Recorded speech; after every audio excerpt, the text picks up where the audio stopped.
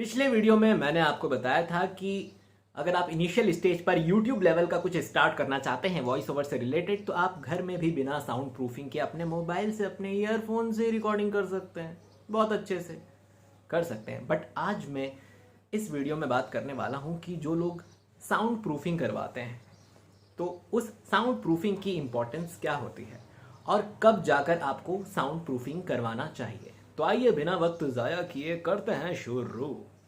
दोस्तों, sound proofing जब भी आपके दिमाग में आरजे या वॉइस ओवर ऐसी कोई इमेज बनती है, तो आप आंख बंद करके इमेजिन करते हैं sound proof room, headphones, microphone, और आप बैठे हुए हैं, आप बोल रहे हैं और दुनिया, आपका शहर आपको सुन रहा है। यही इमेज बनती है ना? बिल्कुल बनती है। मेरी भी बनी थी जब मैं साल 2012 में मैंने सोचा था कि इस फील्ड में मैं कुछ करूं।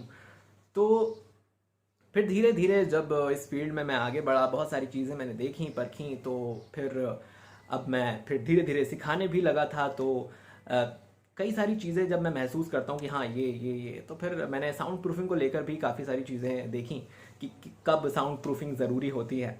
जैसे कुछ जो प्रोजेक्ट्स होते हैं, कुछ काम ऐसे भी होते हैं जो एकदम साउंड प्रूफिंग में ही हो पाते हैं। जैसे डबिंग का काम जो होता है, मैंने जो मेरी पहली मूवी हु किल्ड गौरव में जब डबिंग की थी, तो वो मेरे एक मित्र हैं शुभम भाई, उनका एक स्टूडियो है, वो सिंगर हैं और साउंड कंपोज़र भी हैं, साउंड इंजीनियर भी हैं। उनका होशंगाबाद रोड भोपाल में साउंड प्रूफ स्टूडियो है, पूरा शानदार। तो वहाँ जाकर वो डबिंग का काम हुआ था। तो कुछ ऐसे काम भी होते हैं जो साउंड प्रूफ रूम में ही होते हैं। बट अभी तक जैसे आप मेरा घर देख रहे हैं, पीछे ये प्लेन दीवार और ये तस्वीरें वगैरह दिख रही होंगी आपको, तो अभी यहाँ पर जब मैं डेली वॉइस ओवर करता हूँ, तो मुझे आज तक मेरे वॉइस ओवर में या कभी कुछ डबिंग का काम भी मैं करता हूँ, तो जैसे रात को मैं कर लेता हूँ, या दरवाजे खिड़की वगैरह सब पूरी तरह से पैक कर लेता हूँ, या कई बार नॉइस रिडक्शन भी काम आ जाता है। कुछ जो छोटे मोटे काम बड़े लेवल के जो नहीं होते हैं, वो तो मेरे घर में ही मैं डेली कर लेता हूँ। जैसे वॉइस ओवर डेली हो जाता है, डबिंग कभी कभार जो मैं मेरे मनोरंजन के लिए करता हूँ वो मैं घर से ही कर लेता हूँ, ऐसी कोई दिक्कत नहीं है। बट जब एक लेवल पर आ जाने के बाद, जब आप एक बड़े आर्टिस्ट बन जाते हैं, जैसे मैं भी अब तो खैर एक लेवल पर आ गया हूँ, मैं भी बहुत जल्द अपने घर में एक छोटा सा, ज़्यादा खर्चे वाला तो नहीं पर सस्ता भी हो जाता है साउंड प्रूफिंग में, कुछ सस्ती चीज़ें भी आप लगा सकते हो, वो मैं थोड़ा हल्का पुल्का करने वाला हूँ बहुत जल्द। बट अभी भी जो डेली मेरे काम होते हैं उसमें मुझे कोई ऐसी खासी ज़रूरत महसूस नहीं हुई है। अच्छा, साउंड प्रूफिंग एक लेवल, एक ओकेजनली काम, जैसे कुछ काम ऐसे होते हैं जो डेली आप नहीं करते, जो डेली बेसिस पे, जैसे मैं वॉइस ओवर डेली करता हूँ, बट कुछ जो रेयर चीज़ें होती हैं, ओकेजनली कभी कभार होती हैं, ख़ास मौके पर जब वो की जाती हैं, तब साउंड प्रूफिंग का इस्तेमाल किया जाता है और तब उसका महत्व मुझे समझ में आता है। जैसे जब भी डबिंग का कोई काम होता है, कोई बड़ा डबिंग का काम करना है या कोई ऐसा कमर्शियल है, तो मैं मेरे मोबाइल में रिकॉर्ड नहीं करता हूँ, मैं मेरे प्रोफेशनल बैरिंगर माइक से ही रिकॉर्ड करता हूँ। बट कभी कोई डबिंग को लेकर काम आ जाता है तो मैं शुभम भाई के यहाँ जाता हूँ और वहाँ जाकर मेरा काम हो जाता है, वहाँ पर मैं कर लेता हूँ आराम से। बट अगर आप पीछे ही पड़ जाओ कि नहीं हम तो साउंड प्रूफिंग करवाएंगे, और इनिशियल स्टेज पे भैया एक मैडम जी हैं हमारे होम टाउन में, उनको नया नया शौक आया कि मुझे वॉइस ओवर की फील्ड में कुछ करना है, तो उन्होंने अपने पापा जी से जिद की और 80,000 से 1 लाख रुपए का खर्च आया, एसी वेसी सब लगाया, पूरा उन्होंने जो उनका रूम था वो पूरा साउंड प्रूफ कर लिया। अब वो रिकॉर्डिंग कैसे करती हैं? नमस्कार दोस्तों, जिंदगी में अगर आपको आगे बढ़ना है तो मैं आपको बताऊंगी कि कैसे आप आगे बढ़ सकते हैं। तो आपको पहले सीखना पड़ेगा, बहुत सारी प्रोसेस है, उनसे गुजरना पड़ेगा और उसके बाद समझना पड़ेगा, चीज़ों को जानना परखना पड़ेगा। फिर एक लेवल पर आने के बाद आपको ये डिसाइड करना पड़ेगा कि आपको साउंड प्रूफिंग करनी है नहीं करनी है। जबरन का अगर खर्चा इस तरह से करोगे तो कोई काम का नहीं, ये फिजूल खर्ची है और आप भी इससे बचें। तो मैं यही कहना चाहूँगा कि साउंड प्रूफिंग की अहमियत है। जो लोग साउंड प्रूफिंग करते हैं वो प्रोफेशनल्स हैं, मैं मानता हूँ, और उससे भी फ़ायदा होता है। साउंड प्रूफिंग में यही है कि दीवार जब प्लेन होती है, एक प्लेन सरफेस है, जैसे अभी मैं बोल रहा हूँ तो दीवार से टकरा कर मेरा साउंड वापस आ रहा है, बट बहुत टेक्निकलिटीज़ के साथ जब हमें देखना पड़ता है किसी ऑडियो में कि ये एकदम मतलब मुझे क्रिस्टल क्लियर और बहुत सारी चीज़ों को ध्यान में रखते हुए एक बड़ा प्रोडक्ट कुछ बनाना है, बड़ा कुछ ऑडियो बनाना है, तब मैं साउंड प्रूफिंग का इस्तेमाल करूंगा या करता हूं। जब भी जाता हूं शुभम भाई के यहाँ तो मेरा काम हो जाता है। बाकी मैं घर से डेली वॉइस ओवर का काम तो कर ही लेता हूं। तो ये चीज़ें होती हैं।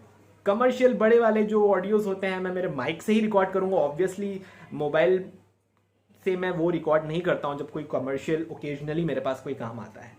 तो साउंड प्रूफिंग के लिए ऐसा भी नहीं है कि आप बहुत ज़्यादा खर्च करके पूरा एक एक ज़र्रा ज़र्रा आप साउंड प्रूफ कर लो। कुछ शीट्स होती हैं जो आपको ऑनलाइन मिल जाएंगी।